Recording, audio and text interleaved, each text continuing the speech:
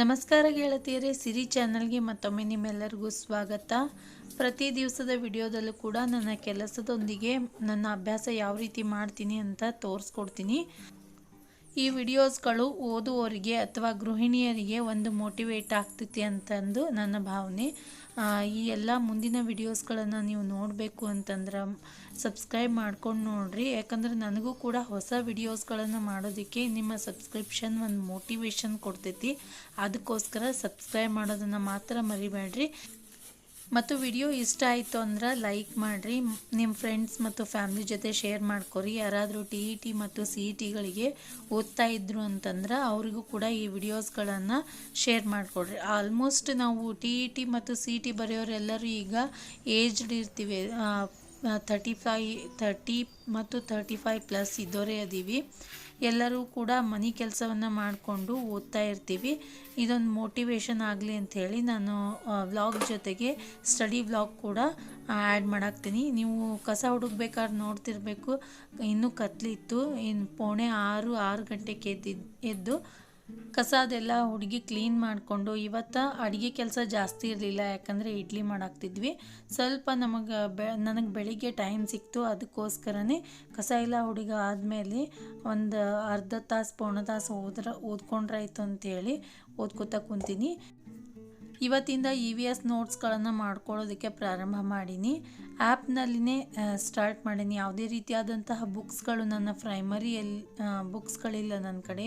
ಅದಕ್ಕೋಸ್ಕರ ಮೊಬೈಲ್ನಲ್ಲೇ ಆ್ಯಪನ್ನು ಹಾಕ್ಕೊಂಡು ಅದರಲ್ಲೇ ಗೌರ್ಮೆಂಟ್ ಬುಕ್ಸ್ದು ಒಂದು ಆ್ಯಪ್ ಐತಿ, ಅದರಲ್ಲೇ ನೋಡಿಕೊಂಡು ಒಂದು ಸರ್ತಿ ನೋಟ್ಸ್ ಮಾಡಿ ಇಟ್ಕೊಂಡ್ವಿ ಅಂತಂದ್ರೆ ಮತ್ತೊಮ್ಮೆಗೆ ರಿವಿಷನ್ಗೆ ಡೈರೆಕ್ಟಾಗಿ ನೋಟ್ಸನ್ನೇ ಓದಕ್ಕೆ ಬರ್ತೈತಿ.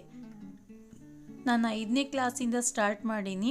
ನಾನು ಅಷ್ಟೇನು ಇಂಪಾರ್ಟೆಂಟ್ ಇಲ್ಲ ಅಂತ ಅಂದ್ಕೊಂಡಿದ್ದೆ 5ನೇ ಕ್ಲಾಸ್ದು. ಇದರಲ್ಲೂ ಕೂಡ ಇಂಪಾರ್ಟೆಂಟ್ ಪಾಯಿಂಟ್ಸ್ಗಳದಾವು. ಸೆಕೆಂಡ್ ಲೆಸನ್ನ ಫಸ್ಟ್ ಲೆಸನ್ನಲ್ಲಿ ಒಂದು ಸ್ವಲ್ಪ ಅದಾವು, ಒಂದು 4-5 ಪಾಯಿಂಟ್ಸ್ನಷ್ಟು ಅದಾವು. ಥರ್ಡ್ ಲೆಸನ್ ಒಳಗೂ ಒಂದು 7-8 ಪಾಯಿಂಟ್ಸ್ ಸಿಗ್ಬೋದು ಅಷ್ಟೇ. ಉಳಿದ ಎಲ್ಲ ಪಾಠಗಳಲ್ಲೂ ಕೂಡ ಇಂಪಾರ್ಟೆಂಟ್ ಅದಾವು. ಎಲ್ಲವನ್ನು ನೀವು ಒಂದು ಸರ್ತಿ ಚೆಕ್ ಮಾಡಿಕೊಂಡು ಪಾಯಿಂಟ್ಸ್ಗಳನ್ನು ಮಾಡ್ಕೋರಿ. ಇಲ್ಲ ಅಂದರೆ ನನಗೂ ಕೂಡ ನೀವು ಪಾಯಿಂಟ್ಸ್ ಮಾಡಿ ವಿಡಿಯೋ ಮಾಡಿರಿ ಅಂತಂದ್ರೆ ಆ ಪಾಯಿಂಟ್ಸ್ ಮಾಡಿರುವಂತಹ ಬುಕ್ನಲ್ಲಿ ನಾನು ಬರೆದಿರುವಂತಹ ಪಾಯಿಂಟ್ಸ್ಗಳನ್ನು ವಿಡಿಯೋ ಮಾಡಿ ನಿಮ್ಗೆ ಅಪ್ಲೋಡ್ ಮಾಡ್ತೀನಿ. ಇದೇ ಚಾನಲ್ನೊಳಗೆ ಅಪ್ಲೋಡ್ ಮಾಡ್ತೀನಿ. ಒಂದು ಅರ್ಧ ಪೌಣ ತಾಸು ಸ್ಟಡಿ ಮಾಡಿ ಬಂದೆ. ಈಗ ಮತ್ತು ಸ್ಕೂಲಿಗೆಲ್ಲ ರೆಡಿ ಮಾಡಬೇಕು, ಟಿಫನಿಗೆ ರೆಡಿ ಮಾಡಬೇಕು ಮತ್ತು ಡಬ್ಬಿಗೂ ಕೂಡ ರೆಡಿ ಮಾಡಬೇಕು. ಸ್ವಲ್ಪ ಇವತ್ತು ಚಳಿ ಭಾಳ ಇತ್ತು ನೋಡ್ರಿ, ಅದಕ್ಕೋಸ್ಕರ ನಾವು ಶುಂಠಿ ಕಷಾಯ ಮಾಡ್ಕೊಂಡಿದ್ವಿ. ಏನಿಲ್ಲ, ನೀರಿನಲ್ಲಿ ಬೆಲ್ಲ ಮತ್ತು ಶುಂಠಿ ಹಾಕಿ ಬಳೋತನ ಕುದಿಸಿ, ಅದಕ್ಕೆ ಬೇಕಿದ್ರೆ ನೀವು ಸ್ವಲ್ಪ ಒಂದು 2-3 ಟೀ ಸ್ಪೂನಷ್ಟು ಹಾಲು ಆ್ಯಡ್ ಮಾಡ್ಕೋಬೋದು ಲಾಸ್ಟಿಗೆ. ಕಪ್ನೊಳಗೆ ಹಾಕ್ಕೊಂಡಾದ್ಮೇಲೆ ಅವ್ರು ನಮ್ಮ ಕಾಕಾರು ಊರಿಂದ ಬಂದಿದ್ದರು, ಅವರು ನಾವು ಕೂಡ ಶುಂಠಿ ಕಷಾಯ ಕುಡಾಕತ್ತೀವಿ. ಈಗ ನೆಕ್ಸ್ಟ್ ಇವತ್ತು ಇಡ್ಲಿಗೋಸ್ಕರ ನಾನು ಚಟ್ನಿ ಸಾಂಬಾರು ರೆಡಿ ಮಾಡಾಕ್ತೀನಿ. ಹಾಗೆ ಕೆಳಗಡೆಗೆ ಇಡ್ಲಿ ಪಾತ್ರೆ ಒಳಗೆ ಇಡ್ಲಿ ಹಾಕಿ ರೆಡಿ ಮಾಡಾಕ್ತಾರೆ ಅಲ್ಲಿನೂ. ಈಗ ಇಡ್ಲಿ ಜೊತೆಗೆ ಕೊಬ್ಬರಿ ಚಟ್ನಿ ಮಾಡಬೇಕಾದ್ರೆ ಸ್ವಲ್ಪ ಮೆಣಸಿಕಾಯಿ ನಾನು ಫ್ರೈ ಮಾಡ್ಕೋತೀನಿ. 1 ಟೀ ಸ್ಪೂನಷ್ಟು ಎಣ್ಣೆ ಹಾಕ್ಕೊಂಡು ಮೆಣಸಿಕಾಯಿ ಶಾಲೋ ಫ್ರೈ, ಪೂರ್ತಿ ಫ್ರೈ ಮಾಡೋಂಗಿಲ್ಲ, ಸ್ವಲ್ಪ ಒಂದು ಅರ್ಧ ಫ್ರೈ ಮಾಡ್ಕೋತೀನಿ. ಯಾಕಂದ್ರೆ ಭಾಳ ಹಸಿ ವಾಸನೆ ಬರ್ತೈತಿ ಚಟ್ನಿಗೆ. ಈ ರೀತಿ ಬೇಯಿಸಿ ಫ್ರೈ ಮಾಡ್ಕೊಂಡು ಹಾಕ್ಕೊಳ್ಳೋದ್ರಿಂದ ಚಟ್ನಿದು ಟೇಸ್ಟ್ ಒಂದು ಸ್ವಲ್ಪ ಬೇರೆಯೇ ಬರ್ತೈತಿ. ಮತ್ತು ಚಟ್ನಿ ರೆಸಿಪಿಯನ್ನು ಕೂಡ ಆಲ್ರೆಡಿ ನನ್ನ ಚಾನಲ್ ಒಳಗೆ ಅಪ್ಲೋಡ್ ಮಾಡೀನಿ. ಮೇಲ್ಗಡೆ ಐ ಕಾರ್ಡ್ ಬರಾಕತ್ತೈತಿ ನೋಡ್ರಿ, ಅಲ್ಲಿ ನೀವು ಕ್ಲಿಕ್ ಮಾಡಿದ್ರೆ ಚಟ್ನಿ ರೆಸಿಪಿಯನ್ನು ನೀವು ನೋಡ್ಬೋದು. ಕೊಬ್ಬರಿ, ಪುಟಾಣಿ, ಹುರ್ಕೊಂಡಿರುವಂತಹ ಮೆಣಸಿಕಾಯಿ, ಜೀರಿಗೆ, ಉಪ್ಪು ಮತ್ತು ಕರಿಬೇವಿನ ಸೊಪ್ಪು, ಕೊತ್ತಂಬರಿ ಸೊಪ್ಪು ಮತ್ತು ಬೆಳ್ಳುಳ್ಳಿ. ಮೇನ್ ಬೆಳ್ಳುಳ್ಳಿ ಚಟ್ನಿ ಬೇಕೇ ಬೇಕು, ಇಲ್ಲಾಂದರೆ ಅಷ್ಟೊಂದು ಟೇಸ್ಟ್ ಆಗಂಗಿಲ್ಲ. ಕೊಬ್ಬರಿ ಚಟ್ನಿ ರೆಸಿಪಿಯನ್ನು ನೀವು ನನ್ನ ಚಾನಲಲ್ಲಿ ಚೆಕ್ ಮಾಡ್ಕೋಬೋದು. ಹಾಗೆ ಉಳಿದಂತಹ ಟೊಮೆಟೊ ಚಟ್ನಿ ರೆಸಿಪಿಯನ್ನು ಕೂಡ ಅಪ್ಲೋಡ್ ಮಾಡೀನಿ. ಕಸಕ್ ಟೊಮೆಟೊ ಮತ್ತು ಹಣ್ಣು ಟೊಮೆಟೊ ಚಟ್ನಿ ಸಪ್ರೇಟಾಗಿ ಅಪ್ಲೋಡ್ ಮಾಡೀನಿ. ಹುಡುಗರೆಲ್ಲ ಸ್ಕೂಲಿಗೆ ಹೋದ್ಮೇಲೆ ಉಳ್ಕಿದವ್ರದ್ದೆಲ್ಲ ನಾಷ್ಟ ಮುಗಿಸ್ಕೊಂಡ್ವಿ. ಅದಾದಮೇಲೆ ಮನೆ ಕೆಲಸ ಎಲ್ಲ ಮುಗಿಸಿ ಕರೆಕ್ಟಿಗೆ 2 ಗಂಟೆ ಆಗೈತೆ ನೋಡ್ರಿ. ಎಲ್ಲ ಕೆಲಸ ಮುಗಿಸ್ಕೊಂಡು ಈಗ ಸ್ಟಡಿ ಸ್ಟಾರ್ಟ್ ಮಾಡೀನಿ. EVS ನೋಟ್ಸನ್ನೇ ಕಂಪ್ಲೀಟ್ ಮಾಡ್ಕೋಬೇಕು ಅಂಥೇಳಿ. ಫಿಫ್ತ್ ಕ್ಲಾಸ್ನಲ್ಲಿ ಸಣ್ಣ ಸಣ್ಣ ಚಾಪ್ಟರ್ ಅದಾವು. ಭಾಳ ಇಂಪಾರ್ಟೆಂಟ್ ಏನಿಲ್ಲ ಅಂತ ಅಂದ್ಕೊಂಡಿದ್ದೆ. ಫಿಫ್ತ್ ಕ್ಲಾಸಿಂದು ಭಾಳಷ್ಟು ಇಂಪಾರ್ಟೆಂಟ್ ಪಾಯಿಂಟ್ಸ್ಗಳು ಅದರಲ್ಲೂ ಕೂಡ ಅದಾವು. ಫಸ್ಟ್ ಸೆಕೆಂಡ್ ಲೆಸನ್ನಲ್ಲಿ ಅಷ್ಟೊಂದು ಏನಿಲ್ಲ. ಉಳಿದ ಲೆಸನ್ಗಳಲ್ಲಿ ನೀವು ಪಾಯಿಂಟ್ಸ್ಗಳನ್ನು ಮಾಡಿ ಇಟ್ಕೋಬೋದು. ನೆಕ್ಸ್ಟ್ ಎಕ್ಸಾಮ್ ಸಮೀಪ ಇದ್ದಾಗ ಜಸ್ಟ್ ರಿವಿಷನ್ ಮಾಡ್ಕೊಳಕ್ಕೆ ಬರ್ತೈತಿ. ಈಸಿಯಾದ ಪಾಯಿಂಟ್ಸ್ ಇದ್ರೂ ಕೂಡ ಅವು ಒಂದೊಂದು ಸರ್ತಿ ನೆನಪಾಗೋದಿಲ್ಲ. ಅದಕ್ಕೋಸ್ಕರ ರಿವಿಷನ್ಗೋಸ್ಕರ ನಾವು ಈ ರೀತಿಯಾಗಿ ಓದ್ಕೋತಾನೆ ಪಾಯಿಂಟ್ಸ್ ಮಾಡಿ ಇಟ್ಕೊಂಡ್ವಿ ಅಂದ್ರೆ ಮುಂದೆ ಭಾಳ ಹೆಲ್ಪ್ ಆಗ್ತೈತೆ ನೋಡಿರಿ. ನಾನು ಈ EVS ಸಲುವಾಗಿ ಯಾವುದೇ ಬುಕ್ಸ್ಗಳನ್ನು ರೆಫರ್ ಮಾಡಲಿಲ್ಲ. ಈಗ ಪ್ರೈಮರಿ ಸ್ಕೂಲ್ದು ಬುಕ್ಸ್ ಕೊಡೋದು ಅಷ್ಟು ಈಸಿ ಇಲ್ಲ, ಯಾರೂ ಕೊಡೋಂಗಿಲ್ಲ. ಮೊದಲೆಲ್ಲ ಸಿಗ್ತಿದ್ದು. ನಾನು ಅದಕ್ಕೋಸ್ಕರನೇ ಫೋನ್ನಲ್ಲೇ ಒಂದು ಆ್ಯಪ್ ಹಾಕ್ಕೊಂಡಿನಿ. ಆ್ಯಪ್ ಮುಖಾಂತರನೇ ಗೌರ್ಮೆಂಟ್ ಸ್ಕೂಲ್ ಬುಕ್ಸ್ದ ಆ್ಯಪ್ ಐತಿ, ಅದರಲ್ಲಿನೇ ಡೌನ್ಲೋಡ್ ಮಾಡಿಕೊಂಡು ನೋಟ್ಸ್ ಮಾಡ್ಕೊಳಕ್ತೀನಿ. ಸಣ್ಣ ಸಣ್ಣ ಚಾಪ್ಟರ್ಸ್ ಇರ್ತಾವೆ. ನಾವು ಒಂದು ಅಥವಾ 2 ದಿವಸದಲ್ಲಿ ಫಿಫ್ತ್ ಕ್ಲಾಸಿಂದ ಆರಾಮಾಗಿ ಮುಗಿಸ್ಬೋದು. ಯಾಕಂದ್ರೆ next 6th 7th high class ಹೋದಂಗೆ ಸ್ವಲ್ಪ ನಮಗೆ ಡೇಸ್ ಜಾಸ್ತಿ ಬೇಕಾಗ್ತಾವೆ ನೋಟ್ಸ್ ಮಾಡ್ಕೊಳ್ಳೋದಕ್ಕೆ. ಇದರಲ್ಲೇ ನಾವು 5ನೇ ಕ್ಲಾಸ್ನಲ್ಲೇ 5-6 ದಿವಸ ಕುಂತ್ವಿ ಅಂದ್ರೆ ನಮ್ಮದು ಟೈಮ್ ವೇಸ್ಟ್ ಆಗಿಬಿಡ್ತೈತಿ. ಅದಕ್ಕೋಸ್ಕರನೇ ಇವತ್ತು ಫುಲ್ ಡೇ ನಾನು ಆದಷ್ಟು EVS ನೋಟ್ಸನ್ನೇ ಮಾಡ್ಕೋಬೇಕು ಅಂಥೇಳಿ ಡಿಸೈಡ್ ಮಾಡೀನಿ. ಬೆಳಿಗ್ಗೆನೂ ಕೂಡ 1-2 ಲೆಸನ್ ಓದ್ಕೊಂಡು ಮುಗಿಸ್ಬಿಟ್ಟೆ. ಈಸಿ ಇದ್ದು ಅವು. 2-3 ಲೆಸನ್ ಕಂಪ್ಲೀಟ್ ಮಾಡ್ಕೊಂಡಿನಿ. ಮಧ್ಯಾಹ್ನ ಮತ್ತು 2 ಗಂಟೆಯಿಂದನೂ ನನ್ನ ಹುಡುಗರು ಬರೋ ತನಕ, ನನ್ನ ಮಕ್ಕಳು ಸ್ಕೂಲಿಂದ ಬರೋ ತನಕನೂ ಸ್ಟಡಿ ಮಾಡಾಕ್ತೀನಿ ನೋಡ್ರಿ. ಈ ರೀತಿಯಾಗಿ ನೋಟ್ಸ್ ಮಾಡಿ ಇಟ್ಕೊಳಕ್ತೀನಿ. ಇದರಲ್ಲಿ ಒಂದು ಪಾಯಿಂಟನ್ನು ನಾನು ಹೇಳ್ತೀನಿ. ಕರ್ನಾಟಕದ ಹೆಮ್ಮೆಯ ಪುತ್ರಿ ಸಾಲು ಮರದ ತಿಮ್ಮಕ್ಕನವ್ರ ಬಗ್ಗೆ ಭಾಳ ಚಂದ ಕೊಟ್ಟಾರ. ಅವ್ರು ಹುಟ್ಟಿದ್ದಾಗಿರ್ಬೋದು, ಅವ್ರು ಯಾವ ಊರಲ್ಲಿ ಹುಟ್ಟಿದ್ರು, ಮತ್ತು ಅವ್ರ ತಂದೆ ತಾಯಿ ಯಾರು, ಅವ್ರ ಗಂಡನ ಹೆಸರೇನು, ಮತ್ತು ಅವರು ಯಾವ ಊರುಗಳ ಮಧ್ಯದಲ್ಲಿ ಗಿಡಗಳನ್ನು ನೆಡೆಸಿದ್ರು, ಮತ್ತು ಅವರಿಗೆ ಸಂದಂತಹ ಪ್ರಶಸ್ತಿಗಳು ಯಾವ್ಯಾವು ಅನ್ನೋದನ್ನು ಡೀಟೇಲಾಗಿ ಕೊಟ್ಟಾರ. ಭಾಳ ಚಂದ ಕೊಟ್ಟಾರ ನೋಡ್ರಿ. ವಿಶೇಷ ಸೂಚನೆ ಅಂತ ಕೊಟ್ಟಿರ್ತಾರೆ. ಅವೆಲ್ಲ ನಾವು ಟಿಪ್ಪಣಿಗಳನ್ನು ಮೊದಲು ನೋಟ್ ಮಾಡ್ಕೋಬೇಕು. ಆಮೇಲೆ ಬುಕ್ಸ್ಗಳನ್ನು ಅಥವಾ ಮೊಬೈಲ್ನಲ್ಲಿ ಆ್ಯಪ್ ಹಾಕ್ಕೊಂಡ್ರೂ ಕೂಡ ಎಲ್ಲ ಮೊಬೈಲ್ನಲ್ಲಿ ಓದೋಕ್ಕಾಗಲ್ಲ. ಈ ರೀತಿ ನೋಟ್ಸ್ ಮಾಡಿ ಇಟ್ಕೊಂಡಾಗ ಎಕ್ಸಾಮ್ ಸಮೀಪ ಬಂದಾಗ ಜಸ್ಟ್ ನಾವು ಪಾಯಿಂಟ್ಸ್ಗಳನ್ನು ಓದ್ಕೋತಾ ಹೋದ್ವಿ ಅಂತಂದ್ರೆ ಭಾಳ ನಮಗೆ ಹೆಲ್ಪ್ ಆಗ್ತೈತೆ ನೋಡ್ರಿ. ಅದಕ್ಕೋಸ್ಕರ ಇವತ್ತು ಆದಷ್ಟು 5th ಕ್ಲಾಸ್ ಮುಗಿಸ್ಬೇಕು ಅಂತ ಅಂದ್ಕೊಂಡೆ, ಆಗಲಿಲ್ಲ. ನನ್ನ ಮಕ್ಕಳು ಸ್ಕೂಲಿಂದ ಬಂದರು. 2 ಗಂಟೆಯಿಂದ 4:15 ತನಕ ಅವ್ರು ಬಂದುಬಿಡ್ತಾರೆ. ಆದರೂ 4:15 ತನಕ ನಾನು ಸ್ಟಡಿ ಮಾಡಿದೆ. 2.5 ತಾಸು ನನಗೆ ಮಧ್ಯಾಹ್ನದ ಅಭ್ಯಾಸ ಮಾಡೋಕ್ಕೆ ಟೈಮ್ ಸಿಕ್ತು. 4:15 ತನಕ ಅವರೆಲ್ಲ ಕೈಕಾಲು ಮುಖ ತಗೊಂಡು ಡ್ರೆಸ್ ಎಲ್ಲ ತೆಗೆದು ಕೈಕಾಲು ಮುಖ ತಗೊಳ್ಳೋ ತನಕ ನಾನು 2.5 ಗಂಟೆ ಮಾಡಿಕೊಂಡೆ. ಬೆಳಿಗ್ಗೆನೂ ಕೂಡ 1/4 ತಾಸು ಮಾಡ್ಕೊಂಡಿನಿ. 7:45 7:45 ತನಕ ಕುಂತು ಸ್ಟಡಿ ಮಾಡಿದ್ದೆ. ಒಂದು 2-3 ಲೆಸನ್ನ.